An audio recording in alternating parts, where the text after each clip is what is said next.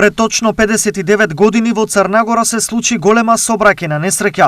Автобусот кој ги превезуваше фудбалерите и раководството на Брегалница во обид да избегне судир, заврши во амбис при што тешко повредени беа повеќемина фудбалери и членови на раководството на клубот. Нашиот возач што беше, за да избегне директен судир, заврати со воланот десно, па лево и у таа брзина почнавме одеднаш да се превратуваме надолу. Имаше тоа амбис беше длабоко, едно 100 метра длабоко.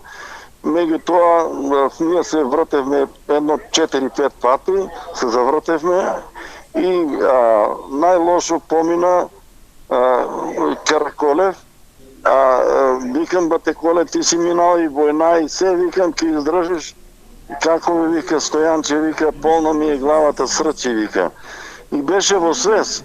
И меѓу време се искачивме горе на патот, сопревме едно тамче, двотонски тамчиња имаше у тоа време, и у тоа тамче ги качувавме сите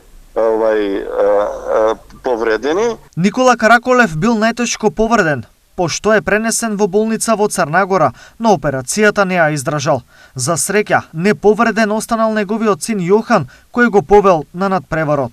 Што беа помалку повредени, у хотел не смести, а тие што беа повеќе повредени, кој и Чоколе, во болница беа.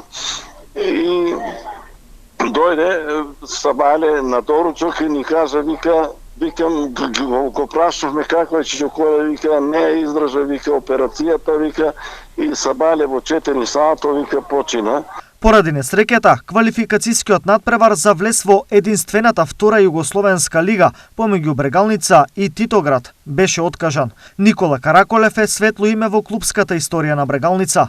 Негови потомци се некогашниот фудбалер и фудбалски судија Јохан Караколев, интернационалниот судија Ванчо Коцев и познатиот кошаркар Сашко Караколев.